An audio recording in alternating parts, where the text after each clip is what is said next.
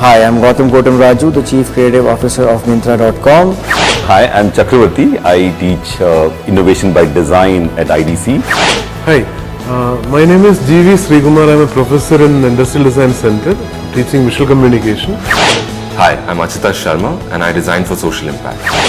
So those are the exciting lineup of people we have for you on today's show, and they all have one thing in common: they love and passion for design.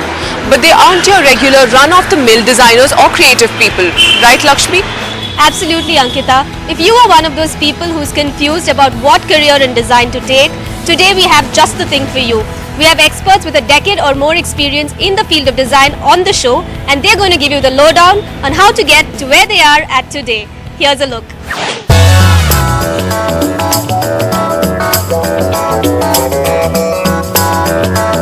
The future of design is online, and Gautam Raju is on top of it. He's been in the fashion industry for over 2 decades now. He landed his first job at a textile factory, like all college students do, through college placements. Today, the 39-year-old has broken through the ranks in the fashion industry and landed himself a coveted job. One where he can create and help build a brand from scratch. Meet the Chief Creative Officer of Myntra.com and the man behind Myntra Fashion Brands. Today, the whole world of fashion only has exploded in this country. So there are stylists, there are designers, there are content creators, there are bloggers, independent bloggers, bloggers who work for other websites. There are fashion editors. So the avenues for a fresh design graduate are way more than what they were about 10 years back. I worked with a big, large corporate house, heading design for a brand of theirs, and then going on to do business for a category that they held.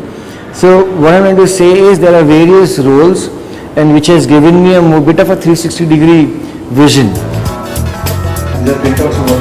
The most crucial part of his role as the Chief Creative Officer, to help bring the various departments at work on the same page when it comes to portraying brand Myntra. He also has a hand in creating celebrity brands and engagement within Myntra, like Hrithik Roshan's HRX campaign. His typical day involves overseeing brand campaigns when they're being shot, working with various senior designers outside of Myntra and engaging them to come on board with the brand. The crux of being Chief Creative Officer, to ensure that each of Myntra's brands has a separate identity.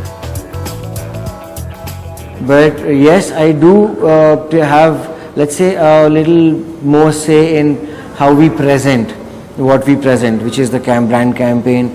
What does each brand look like, right? We've created brands that stand for something. We don't want brands that change every season, present a new face every season, which is something that a lot of brands here suffer from. Before joining Myntra, NIFT graduate Gautam was actively engaged with fashion in the offline space. Careers in fashion and retail online was unheard of 10 years ago, but today remains not only a largely untapped space by graduates in India, but one that will boom in the years to come. Though traditional retail, offline retail, of course, doesn't know nothing taken away from the fact that it is half as exciting as the online retail, because the kind of scope that this gives you, right? Whatever you put out there in terms of your design, is seen by everybody in the country at the same time. It's not just seen by people who walk into that store which you're designing for, in the sense the brand that store hosts. People on that street are walking in and looking at that. What kind of growth and scope for students are we talking about? A huge one.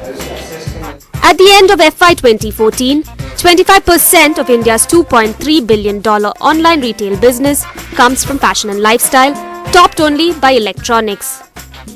The online fashion and lifestyle business is set to grow to 30% by 2019, at a time when e-commerce itself is predicted to be worth around $19 billion. What kind of job roles will a typical startup or e-commerce company offer you? And what are the industry experts saying about current design talent? First one, which is very specific to Urban Ladder, is the furniture by decor designers, which is the product designers. Second one is basically merchandising design, where you have to style your product and some kind of how do you merchandise, how do you create spaces. Is probably common for all kinds of e-commerce companies because they all have to put out their products digitally. Third one is digital banner design, which is basically again for marketing collaterals, again very specific, very common for all e-commerce companies. And the fourth one is user experience design, which is basically the website, the mobile app, and those kind of designs. If you look at user experience design or furniture design or decor design, the fundamental problem in India is there's a lack of product and there's a lack of international looking distinctive design, which essentially means that you're not going to get people on board really quickly. The good part though is a lot of people are looking at very international websites or products and are getting inspired and want to do something which stands out from India. And the good part is people who accept that and want to learn and want to grow along with the firm are giving their all to make sure that they can actually in the next 3 years do stuff which is international. While e-commerce is the way to go for those looking for newer opportunities in fashion and lifestyle, Achyuta Sharma had a different calling, designing for social change. Today, he is the founder of not just one, but 3 collaborative organizations that design solutions with a social impact.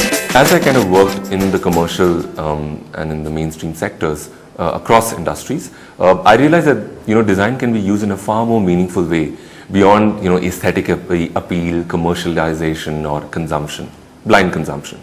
Design for social change is more that how design can be used as a more meaningful tool to bring changes in a product, in a service, in an organization, or even within a community. India is so diverse. Each community is so distinct in its behavior. So we need to understand that, and design thinking could be a huge, a tool to be used in terms of the influence of cultural behavior. A good example of Achyuta's work is the Purna Kaksha project, where Achyuta and his team of designers help improve infrastructure in rural schools and disaster-hit regions of the country. One of the projects through the Purna Kaksha program is the mobile classroom. It has 2 elements to it. The student lab board is a product made of local materials that gives students a steady surface to write on or place their textbooks. Each of these has educational learning aids printed on it according to the syllabus. The other part is the portable teacher unit, which acts as a blackboard while at the same time housing storage for a teacher. Anywhere from school furniture to an entire school building, we design the physical learning environment, and more importantly we link the learning environment, the school infrastructure, with the learnings or teachings which are happening in the classroom.